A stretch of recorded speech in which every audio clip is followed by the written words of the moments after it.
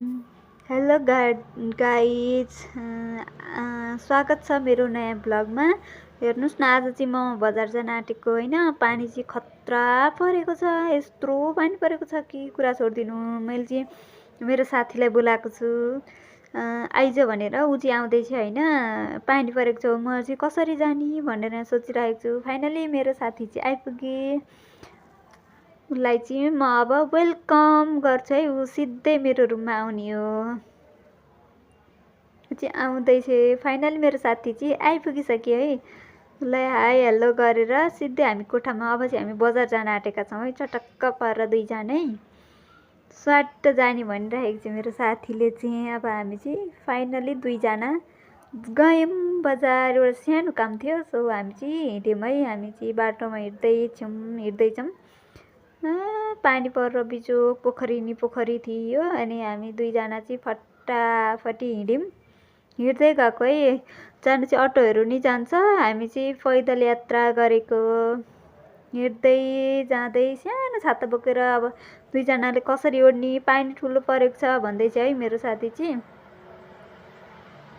So हामी चाहिँ फटाफटी हिँड्यौँ दुईजना, एकदम दायाँ बायाँ नहेरिकन फटाफटी हिँड्यौँ।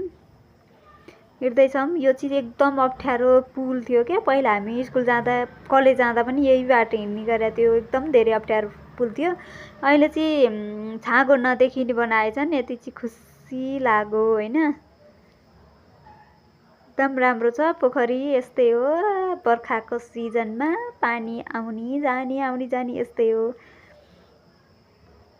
हामी चाहिँ यस्तो पोखरीको बाटो हिँडिरहेको छौँ है। ठाउँमा पानी जमेको छ, एकदम बिजोक छ है हाम्रो चाहिँ बाटो, जाने बाटो। सधैँ त्यसरी कहिलेसम्म हो यात्रा गर्नुपर्ने होइन। हामी चाहिँ टक्क लाएर धुरा बजार हिँडेको होइन। हामी चाहिँ आधी बाटोमा आइपुगिसक्यौँ।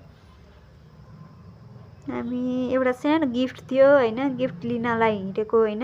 गिफ्ट लिएर हामी निस्किसक्यौँ। त्यो चाहिँ देखाइन किनकि त्यहाँ सम्भव भएन नि त भिडियो गर्नलाई। सो त्यही भएर हामीले चाहिँ गिफ्ट लिएर हिँड्यौँ। यस्तो ठाउँ छ हेर्नुहोस् न, यहाँ पोखरी सोखरी जम्मा भएको छ। हामी चाहिँ पानीमा आधी भिज्यौँ भनेर हामी चाहिँ छुट्टा हिँडिरहेका छौँ। अहिले चाहिँ पानी एकछिन रहेको थियो, त्यही भएर हामी छुट्टा हिँडेको।